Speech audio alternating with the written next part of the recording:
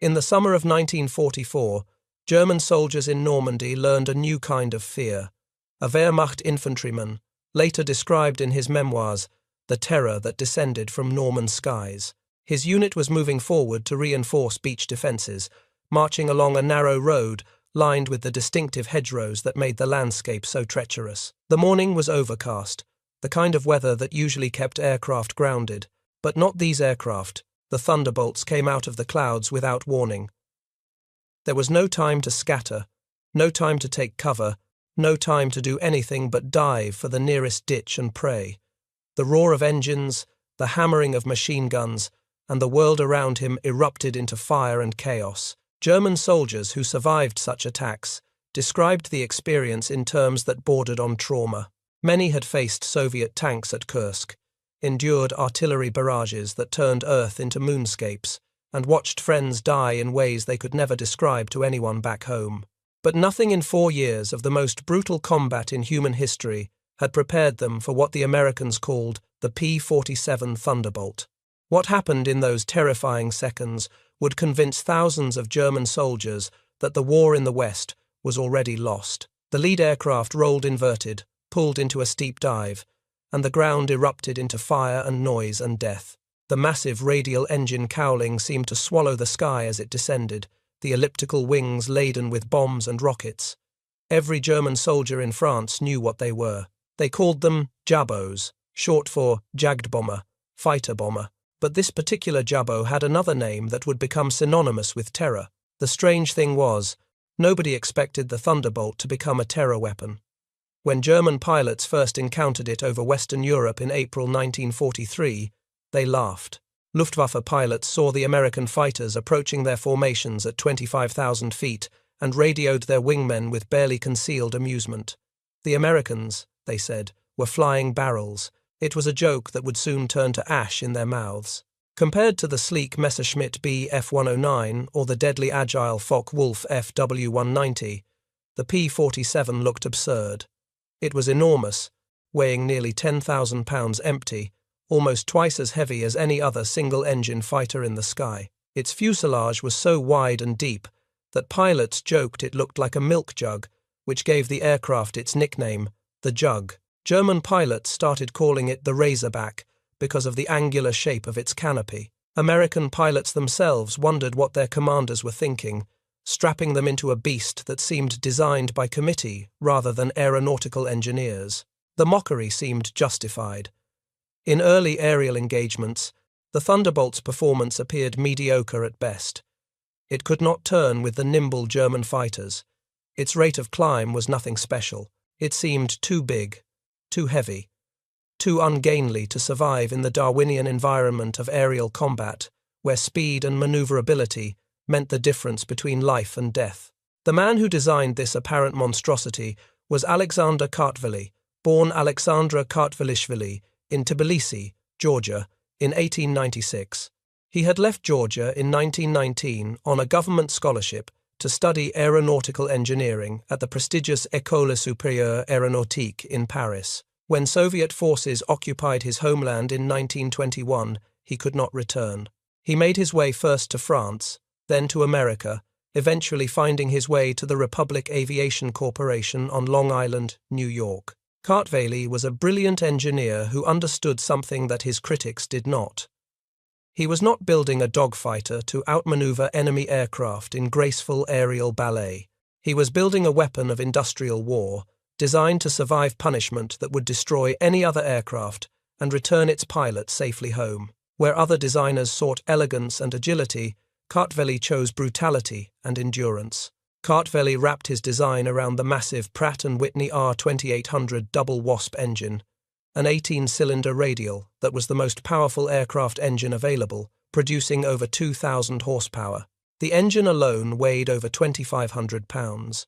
To make that engine perform at high altitude where American bombers would need protection, he installed an innovative turbo supercharger system in the rear fuselage, connected by a complex series of ducts that ran the length of the aircraft. The arrangement added considerable weight and complexity, but it gave the Thunderbolt extraordinary performance above 20,000 feet, where other fighters struggled to breathe. Then Kartveli armed it with a ferocity that bordered on excess. 8 50 caliber Browning M, 2 machine guns, 4 in each wing, with 425 rounds per gun, totaling 3,400 rounds of ammunition. When all 8 guns fired together, they could put 100 rounds per second into a target zone 6 feet wide. One 3-second burst could cut a German fighter in half or reduce a truck to burning wreckage. No other fighter in the world carried such devastating firepower. When Kartveli showed his design to skeptics who questioned whether such a massive aircraft could perform as a fighter, he reportedly smiled and said it would be a dinosaur. But it would be a dinosaur with good proportions. The prototype, designated XP-47B, first flew on May 6, 1941, piloted by Republic test pilot Laurie Brabham. Despite an engine fire during the flight that forced an emergency landing, Brabham declared they had hit the jackpot. The aircraft handled beautifully despite its size, and its speed in a dive was nothing short of spectacular. The first Thunderbolts arrived in England in January 1943 with the 56th Fighter Group, eventually known as Zemke's Wolfpack after their commander, Lieutenant Colonel Hubert Zemke. The pilots who transferred from nimble Spitfires were not impressed. The Thunderbolt lost so consistently to the British fighter in mock dogfights that commanders eventually banned the practice entirely. It was destroying pilot confidence and morale. Some pilots openly questioned whether they had been given a death sentence rather than a fighter plane. The problem was that everyone was thinking about the aircraft wrong. They were trying to make it fight like a Spitfire, turning and twisting in classic aerial combat. The P-47 was not designed for that. It was designed for something else entirely, something that would take months of trial and error to discover. Zemke understood this. He was a methodical commander who had served as a military observer with the Royal Air Force in 1940, watching the Battle of Britain unfold from British airfields. He had seen what German tactics could do to pilots who did not adapt. He had watched squadrons of brave young men climb into their Hurricanes and Spitfires never to return because they fought the way tradition demanded rather than the way survival required.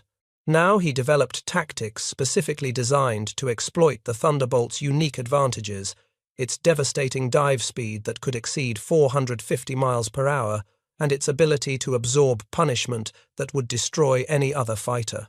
The approach was simple. Stay high. Do not get into turning fights. Use the Thunderbolt's superior performance above 20,000 feet to gain altitude advantage over German fighters. Then dive on them from above with tremendous speed, fire a burst with those 8 machine guns, and zoom back up to altitude before the enemy could react. Hit and run, boom and zoom. Never let the Germans dictate the terms of the fight. If they turned, do not follow. Climb back up and set up another diving attack. On April 8, 1943, the Thunderbolt flew its first combat mission, a fighter sweep over the coast of France. The results were unspectacular. Radio malfunctions forced an abort before any contact with the enemy. It seemed to confirm what the critics believed. The P-47 was too big, too heavy, too complicated to succeed in combat. The pilots returned to their base, frustrated and demoralized. Then something changed that would alter the course of the air war over Europe. Second Lieutenant Robert Samuel Johnson was 23 years old when he arrived in England with the 56th Fighter Group. He was a farm kid from Lawton, Oklahoma, who had dreamed of flying since watching an Army Air Corps demonstration team perform when he was 8 years old. His father had taken him to an air show at Post Field, and young Bob had sat on his father's shoulders watching biplanes perform aerobatics in the Oklahoma sky. From that moment, he knew he wanted to fly. Nothing else would do. Johnson worked at a cabinet shop for $4 a week to pay for flying lessons, logging 35 hours by his 16th birthday. He enrolled in the civilian pilot training program while attending Cameron Junior College, and when war came, he enlisted immediately. But his path to becoming one of the greatest fighter aces of the war was not smooth. He was initially trained as a bomber pilot and had to request transfer to fighters. His gunnery scores in training were so poor, achieving only 4.5% accuracy against towed targets when 5% was the minimum requirement, that he technically should never have been allowed in combat at all. But the Army needed pilots, and Johnson was determined. On June 26, 1943, Johnson was flying escort for B-17 bombers returning from a raid on targets in northern France when his flight was ambushed by Focke-Wulf 190s from Jagdgeschwader 26, one of the most experienced German fighter units in the West. The Germans came out of the sun, exactly as doctrine prescribed, invisible until the last moment. In seconds, Johnson's P-47 was shot to pieces. 21 20mm cannon shells tore through his aircraft. The explosive rounds ripped holes in his fuselage, shattered his canopy, and sent shrapnel into his face and leg. Fire erupted in the cockpit. Hydraulic fluid sprayed across what remained of his windscreen. His controls went mushy, barely responsive. The engine began trailing smoke. Blood ran down his face from the shrapnel wounds. Johnson tried to bail out, but the damaged canopy would not open. He pushed. He pulled. He hammered at it with his fists until his hands were bloody. Nothing worked. He was trapped in a burning, crippled aircraft 20,000 feet above enemy territory, with no way out and no hope of rescue.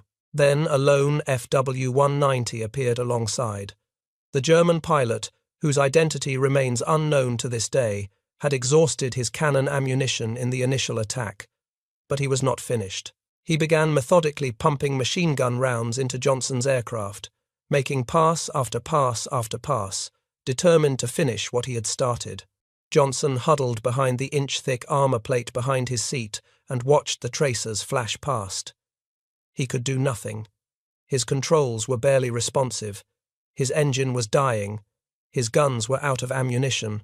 By every measure, by every rule of aerial combat, he should have been dead. The laws of physics and the mathematics of warfare said he could not survive. The German pilot made 3 more passes. Each time, his bullets slammed into the P-47. Each time, Johnson felt the impacts shudder through his airframe. Each time, the Thunderbolt kept flying. The big radial engine coughed and sputtered but refused to quit. The controls responded just enough to keep the aircraft level. Finally, the German pilot pulled alongside one last time. Johnson could see him clearly through the shattered canopy, just a few dozen feet away. The Luftwaffe pilot was shaking his head in what appeared to be disbelief. He looked at the wreckage of an aircraft that was somehow still in the air, an aircraft that should have been scattered in pieces across the French countryside, and he seemed unable to comprehend what he was seeing. How was this possible? The German rocked his wings in salute and turned away. He had run out of ammunition. He had done everything right, had hit his target with cannon and machine gun fire until he had nothing left to shoot, and still the American aircraft flew on. Johnson nursed his shattered Thunderbolt back across the English Channel. Every minute he expected the engine to seize, the controls to fail, the aircraft to fall apart around him, but the big jug kept flying. When he finally landed at the emergency field at Manston on the Kent coast, the ground crew gathered around in stunned silence. They counted over 200 bullet holes in his aircraft. 20mm cannon rounds had torn through the engine, cowling, the fuselage, the wings, the tail. Machine gun bullets had shredded control surfaces and punched through the skin in dozens of places. The hydraulic system was destroyed. The electrical system was wrecked. The propeller had been damaged. The cockpit was scorched from fire. Several cylinders had been shot off the engine. The P-47 was a complete write-off. It would never fly again. But Bob Johnson walked away with wounds that would heal. He would later say that he owed his life to Alexander Kartvel's Dinosaur, to the Georgian immigrant who had built an aircraft so tough that it could take everything the Luftwaffe could throw at it and keep flying. German ace Heinz Bahr, who would end the war with 220 victories, later said that the P-47 could absorb an astounding amount of lead and had to be handled very carefully. Other German pilots shared similar accounts. Pilots returned with cylinders shot off their engines. They came back with control surfaces shredded by cannon fire. They landed with holes in their wings large enough to crawl through. One pilot returned with 5 feet of his wingtip missing after colliding with a telephone pole during a strafing run. The air-cooled radial engine kept running even when damaged in ways that would have destroyed the liquid-cooled engines of other fighters. A single bullet through a coolant line would bring down a Messerschmitt or a Mustang. The Thunderbolt just kept going. Johnson returned to combat after recovering from his wounds and became one of the greatest aces in the European theatre. By the time he finished his tour in May 1944, he had shot down 27 German aircraft, all in P-47s, becoming the first American pilot to surpass the legendary Eddie Rickenbacker's World War I record of 26 victories. He flew 91 combat missions without ever losing faith in the aircraft that had saved his life over France. But the Thunderbolt's true transformation, the change that would make it feared by every German soldier in Europe, was yet to come. The aircraft that had proven itself in aerial combat was about to discover an entirely new mission, one that would make it the most effective ground attack aircraft of the war. In March 1944, Major Glenn Duncan of the 353rd Fighter Group approached his commanders with an unusual and dangerous request. Duncan was a Texan from the small town of Bering, rangy and aggressive, already an ace with a growing reputation for unconventional tactics. He wanted permission to test whether the P-47 could be used as a ground attack aircraft, taking the fight directly to German troops and equipment on the ground.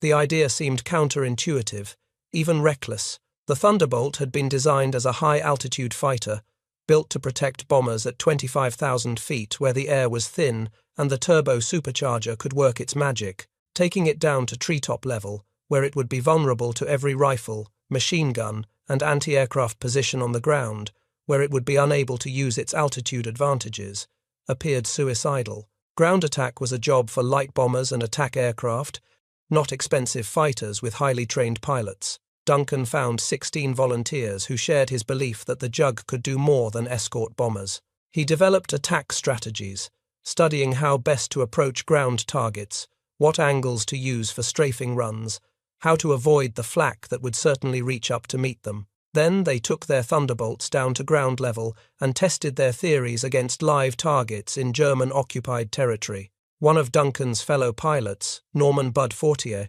later recalled that Duncan was one of those colourful characters who inspire the rest of us to exceed our perceived limitations. Never expecting others to take risks, he did not take himself.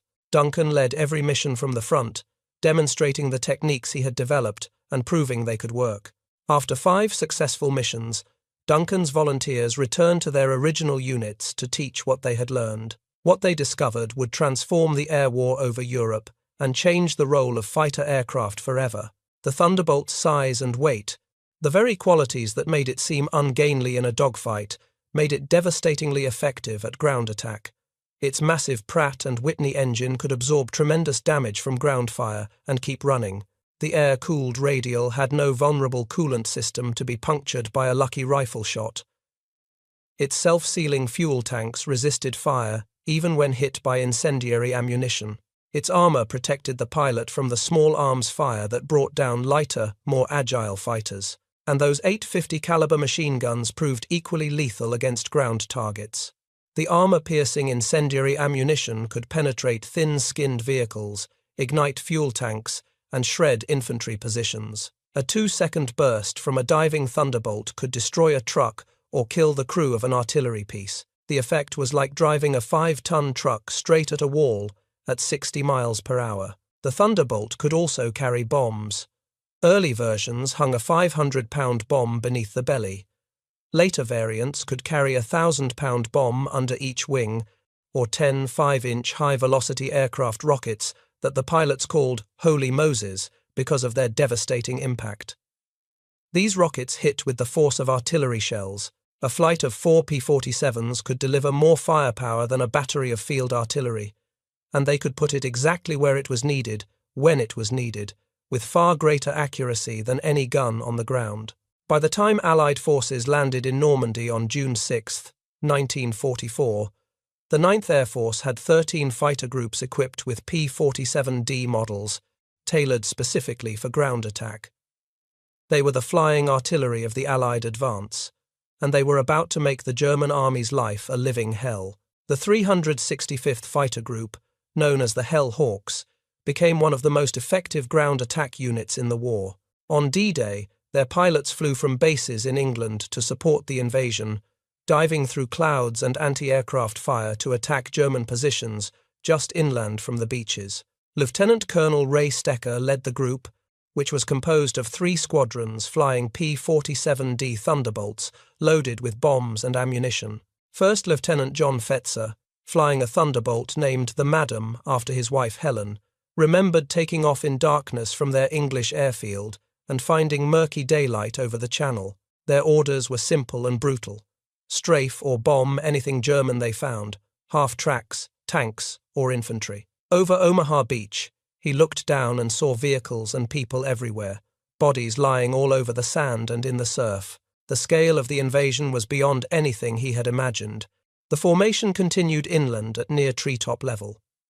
Visible everywhere was the aftermath of the airborne assault that had kicked off the invasion hours earlier. Fetzer saw an American paratrooper dangling from a tree, head down, motionless. He saw gliders strewn across fields and hedgerows, some intact, others reduced to wreckage.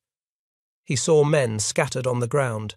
The scene was horrible, a landscape of destruction and death that stretched as far as he could see. Then he saw German Tiger tanks moving toward the beaches. Captain Arlo Henry, the flight leader, was a stocky, laid-back pilot who smoked cigars on takeoff against regulations. He was also one of the boldest and most skilled fighter pilots in the group. Henry led the flight down to attack. If those panzers reached the beaches, if they got among the landing craft and the supplies being unloaded, the invasion could fail. Everything depended on stopping them. The Hellhawks destroyed the tanks. The invasion continued. By June 26th, just 3 weeks after D-Day, the 365th had moved to a forward airstrip at Azeville, France, continuing to fly ground attack missions in support of American troops fighting through the hedgerows. The pace was relentless. Pilots flew multiple missions per day, returning to rearm and refuel before taking off again to hit the next target. They ate their meals in cockpits, slept when they could, and flew until exhaustion made it dangerous to continue. For German soldiers on the ground, the transformation was immediate and horrifying. A tank destroyer soldier from an American unit near Sainte-Mère-Église later described watching an attack from his side. His unit was threatened by a German armoured counterattack when they heard the distinctive sound of P-47 engines overhead. He wrote that they were getting scared and nervous when suddenly they heard those engines. They picked up radio transmissions from the pilots telling them to stand firm, that they saw the targets. There were 12 Thunderbolts in formation, and they began the deadliest strafing attack he ever saw in the war. The first plane went in strafing, and if the pilot saw a good target, he would loose a 500-pound bomb. The second plane was coming right behind, then the third and fourth, and so on. By the time the 12th plane finished its run, the first one was starting over again. The attack seemed endless, a continuous rain of fire and explosives. The P-47 had plastered the whole area. The counterattack never materialized. The panzers that had threatened to push the Americans back into the sea were burning hulks scattered across the Norman countryside. German soldiers developed a grim joke to cope with the constant air attacks. They said they had a system for identifying airplanes overhead. If it was camouflaged, it was British. If it was silver, it was American. And if you could not see it at all, it was German. By the summer of 1944, the Luftwaffe had been swept from the skies over France. German ground forces were left almost completely without air cover, exposed to attacks from above at any moment of any day. Death from the sky became so common that German soldiers coined a new term for it. They called it Jabo Tod, death by fighter bomber. It was not a small caliber round, and the results were usually not pretty. Men were torn apart by 50 caliber bullets, incinerated by napalm, or crushed beneath the wreckage of vehicles destroyed around them. There was no warning, no time to react, no defense that could protect them. The casualty lists among German leadership in the first weeks of the Normandy campaign were staggering. Allied air and naval power killed or wounded multiple German generals in the first 2 weeks alone. General Erich Marx, commander of the 84th Corps, died on June 12th when his vehicle was strafed by fighter bombers as he travelled to the front. Generalleutnant Heinz Hellmich of the 243rd Infantry Division was killed on June 17th by aircraft attack. General Major Rudolf Stegmann of the 77th Infantry Division died the following day in a similar attack. Generalleutnant Wilhelm Falle was killed by American paratroopers on D-Day itself when his staff car was ambushed. Brigadeführer Fritz Witt of the 12th SS Panzer Division Hitlerjugend was killed on June 14th by Royal Navy gunfire at his command post. The psychological impact on German forces was devastating. Field Marshal Gerd von Rundstedt, commander of all German forces in the West, later told his Allied captors that air attacks made it impossible to bring one single railroad train across the Rhine in daylight. While that was an overstatement, it captured the desperation felt by German commanders who could not move men or equipment during daylight hours without inviting destruction from above. Every road became a potential killing ground. Every convoy became a target. July 29, 1944. Operation Cobra, the American breakout from Normandy, was underway. Near the village of Roncy, elements of the German army were trapped between the American 2nd and 3rd Armored Divisions and had nowhere to run. The 405th Fighter Group found them. The Thunderbolts attacked the German column from 3:10 in the afternoon until 9:40 that evening, more than 6 hours of continuous assault. Wave after wave of P-47s dove on the trapped Germans, releasing bombs, firing rockets, strafing with 8 machine guns blazing. The Germans had no air cover, no effective anti-aircraft defense, no way to escape. They were caught in a killing ground from which there was no exit. When ground investigators examined the wreckage afterward, they found 66 tanks destroyed, 204 other vehicles wrecked, and 11 artillery pieces demolished. It was one of the most devastating single-day tallies of any fighter-bomber attack in the entire war. The roads were choked with burning metal and the bodies of men and horses. Worse was to come for the Germans. In August, Adolf Hitler ordered a counterattack at Mortain, throwing his remaining panzer divisions against the American lines in a desperate attempt to cut off the Allied breakout. The attack was codenamed Operation Lüttich, and for a few hours it seemed to threaten success. German tanks pushed forward, threatening to reach the sea and trap the American forces that had broken out from the Normandy beachhead. But the Allies had been forewarned by ultra-intelligence intercepts, and they had the Thunderbolts. When the skies cleared on August 7th, waves of P-47s descended on the German columns. The panzers, concentrated for the attack, became targets that the pilots could not miss. Within 24 hours, the threat of Operation Lüttich had been ended. The Germans had pushed forward, only to find themselves trapped in an even worse position than before. Now the German 7th Army and 5th Panzer Army found themselves encircled near the town of Falaise. Between 50,000 and 100,000 German soldiers were trapped in a pocket that shrank daily under Allied ground and air attacks. The roads leading out of the pocket became killing grounds that the survivors would never forget. German soldiers called them the Quarter of Death. German accounts described the area around Falaise as a Jabo-Rennstrecke, a fighter-bomber racecourse, because of the circling thunderbolts always overhead. One German corporal later wrote that the Jabos were a burden on their souls. There was no escape from them, no moment of safety. Any movement drew fire from above. Men went mad from the constant attacks, from the knowledge that death could come at any second from the sky. Supreme Commander Dwight Eisenhower visited the battlefield after it was secured. He later wrote that the battlefield at Falaise was unquestionably one of the greatest killing fields of any of the war areas. 48 hours after the closing of the gap, he was conducted through it on foot to encounter scenes that could only be described by Dante. It was literally possible to walk for hundreds of yards at a time, stepping on nothing but dead and decaying flesh. Royal Air Force Liaison Officer Group Captain Desmond Scott noted that the roads were choked with wreckage and the swollen bodies of men and horses. Bits of uniform were plastered to shattered tanks and trucks, and human remains hung in grotesque shapes on the blackened hedgerows. The stench was overwhelming, carried for miles by the summer wind. The German army lost an estimated 60,000 men at Falaise, 10,000 dead and 50,000 captured. Hundreds of tanks and assault guns were destroyed or abandoned. The survivors fled east toward the Seine, but they left nearly all their heavy equipment behind. The German army in the west had been gutted. It would never recover.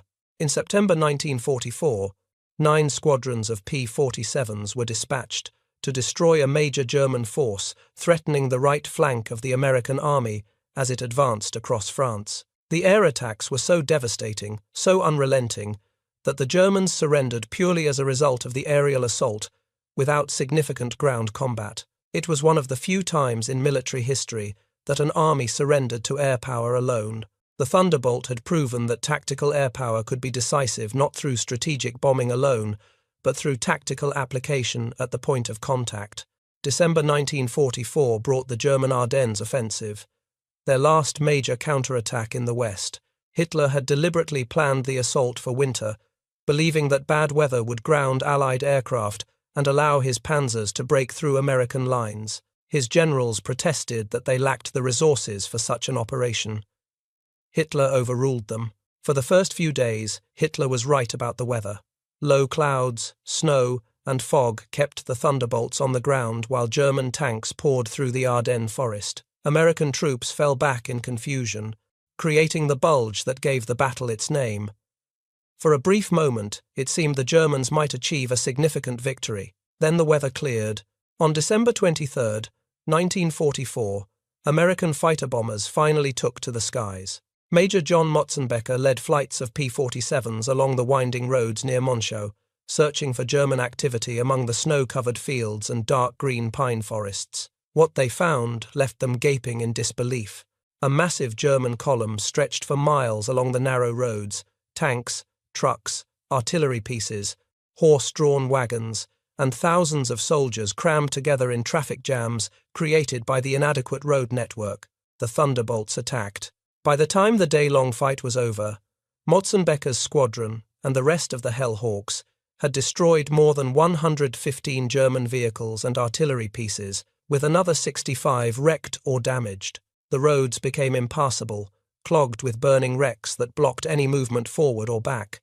The German offensive stalled in the snow. First Lieutenant Leslie Bowes of the 365th Fighter Squadron had survived a gash in his skull from a canopy shattered by small arms fire over Brest. Near Saarbrücken, his P-47 took a direct hit from an 88mm flak projectile that shredded his left wing root, fuselage, and flaps. By the end of the war, he would walk away from 4 wrecked Thunderbolts, all named Blonde Trouble. He flew 107 combat missions and was credited with 2 aerial victories. He later said the P-47 deserved greater recognition for its contribution to victory. The Germans tried one last desperate counterstroke. On January 1, 1945, the Luftwaffe launched Operation Bodenplatte, a surprise attack against Allied airfields using nearly 1,000 aircraft, the largest German air operation since the Battle of Britain. They caught many P-47s on the ground at their bases in France and Belgium and destroyed over 200 Allied aircraft. But the victory was hollow. The Luftwaffe lost nearly 300 aircraft of its own and hundreds of irreplaceable experienced pilots. American factories could replace destroyed Thunderbolts within weeks. Germany could not replace its losses. Bodenplatte marked the Luftwaffe's final significant offensive operation in the West. After the Battle of the Bulge, German resistance crumbled. The Thunderbolts ranged ahead of advancing Allied armies, destroying anything that moved on German roads and railways. The statistics from the final months of the European War are almost incomprehensible in their scale of destruction. From D-Day until Victory in Europe Day on May 8, 1945, P-47 pilots claimed to have destroyed 86,000 railroad cars, 9,000 locomotives, 6,000 armoured fighting vehicles, and 68,000 trucks. In nearly 550,000 combat sorties flown throughout the war, Thunderbolts destroyed approximately 7,000 enemy aircraft in the air and on the ground. The aircraft that German pilots had mocked as a flying barrel ended the war with an aerial kill ratio of 4.6 to 1. For every P-47 lost in combat, more than 4 enemy aircraft went down, and that ratio does not begin to account for the devastation wrought on ground targets.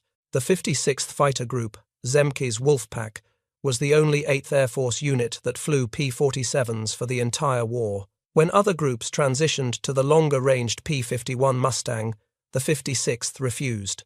Their pilots loved the Jug and knew how to use it. By war's end, they had claimed 677.5 aerial victories and 311 ground kills, more than any other fighter group in the 8th Air Force, at the cost of 128 aircraft lost.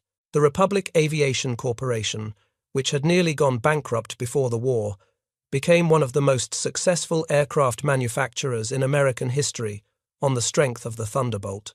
The company went on to produce jet fighters for the Cold War and contributed to some of the most advanced military aircraft ever built. But it was the P-47 that made Republic's reputation, that proved an immigrant engineer's vision and a team of American workers could create something extraordinary. Francis Gabreski of the 56th scored 28 aerial victories before being shot down and captured in July 1944, making him the leading American ace in the European theatre. Robert Johnson finished with 27. Hub Zemke added nearly 18 before he too was shot down and captured. All flew Thunderbolts.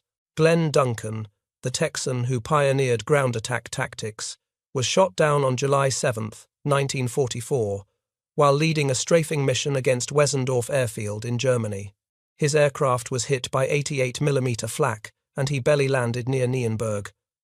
Before leaving the wreck, he tossed an incendiary grenade into it to deny the Germans their prize. Then he escaped on foot, walking toward the Netherlands. He spent 10 months with the Dutch resistance before being liberated by Allied forces in April 1945. He returned to command the 353rd Fighter Group and retired from the United States Air Force as a colonel.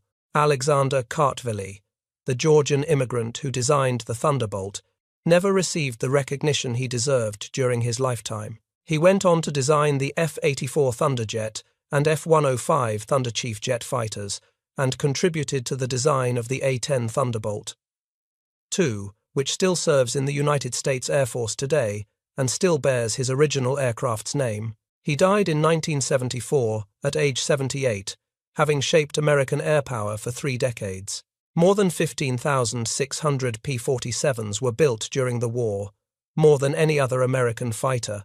They served in every theatre of operations from the hedgerows of Normandy to the jungles of New Guinea. Republic Aviation's factory on Long Island became one of the most productive aircraft plants in history, turning out aircraft at a rate that seemed impossible. Robert Johnson returned to the United States in June 1944 and spent the rest of the war on publicity tours selling war bonds. After the war, he joined Republic Aviation, where his first task was redesigning the P-47 cockpit based on his combat experience. He worked for the company for 18 years before moving into the insurance business. He traveled the country educating young people about World War II until his death in December 1998 at age 78. For the soldiers who faced the Thunderbolt from below, the experience left permanent scars. German veterans who served in Normandy often spoke of the Jabos, with a mixture of fear and respect that bordered on trauma. Many developed an instinctive flinch at the sound of low-flying aircraft that lasted for the rest of their lives. The terror had become part of them. One German officer captured after the Normandy campaign was asked what he thought of American air power. His response was simple and devastating. He said that any movement in daylight was impossible, that supplies could not be brought forward, that even the simplest administrative functions had to be conducted at night or underground. The Americans had made his army blind, immobile, and helpless, but for American troops on the ground, the Thunderbolt was salvation. When German tanks were breaking through, when the situation seemed hopeless, the distinctive shape of the jug appearing overhead meant help had arrived. Ground troops learned to love that big, ugly fighter because it protected them, because it destroyed the enemy that was trying to kill them. The bond between American infantry and American tactical air power was forged in Normandy and strengthened through every battle that followed. Major Joseph Priller, the German ace who once derided the Thunderbolt as a joke, changed his assessment by war's end. He called it the perfect fighter bomber. Its guns never jammed, never overheated. He said they laughed at the P-47 in 1943, but by 1945, nobody was laughing. The dinosaur had teeth, and those teeth tore the German army apart. Today, the legacy of the Thunderbolt lives on. The A-10 Thunderbolt. 2. The famous Warthog that provides close air support for American ground forces in conflicts around the world, was deliberately named to honor Kartveli's original creation. When Air Force officers were choosing a name for their new ground attack jet in the 1970s, they looked back at history and found the P-47. They recognized that the mission was the same, flying low and slow, supporting the troops on the ground, taking punishment that would destroy other aircraft, and coming back for more. Several P-47s have been preserved in museums around the world. The Smithsonian National Air and Space Museum has a P-47D on display, its silver skin gleaming under the lights, exactly as it would have appeared over France in 1944. Other examples survive in private collections and in flying condition, appearing at air shows, where a new generation can hear the distinctive roar of that massive Pratt & Whitney engine and understand, just for a moment, what it must have been like to see that shape descending from the sky. The pilots who flew the Thunderbolt formed lasting bonds that survived long after the war ended. The 56th Fighter Group Association held reunions for decades, bringing together men who had shared the most intense experiences of their lives. The Hellhawks Association continued meeting until the last of its members passed away. These gatherings were not celebrations of war, but remembrances of sacrifice and service, of young men who climbed into their jugs every morning knowing some of them would not return. Historian Stephen Ambrose, who interviewed hundreds of World War II veterans for his books, noted that P-47 pilots had a distinctive pride in their aircraft that other fighter pilots did not always share.